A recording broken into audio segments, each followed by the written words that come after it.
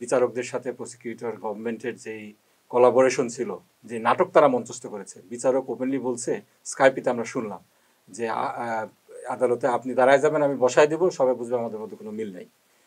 এত কিছু ঘটার পরেও বিশ্ব মানবতাকে বৃদ্ধাঙ্গুলি দেখিয়ে একের পর এক ফাঁসি দিল।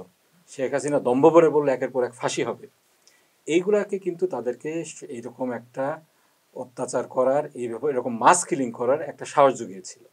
তো এটা কিন্তু ইনএভিটেবল ছিল যে এরা প্রথমে রাজনীতিবিদদেরকে ধরবে যারা তাদের প্রত্যক্ষ প্রতিদ্বন্দ্বী, যারা তাদের বিরুদ্ধে আওয়াজ তুলতে পারে, যারা তাদের বিরুদ্ধে আন্দোলন গড়ে তুলতে পারে।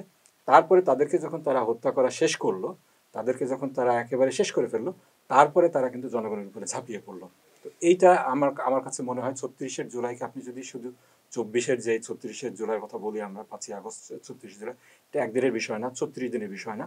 এটার পটভূমি তৈরি হয়েছে গত 16 বছর ধরে।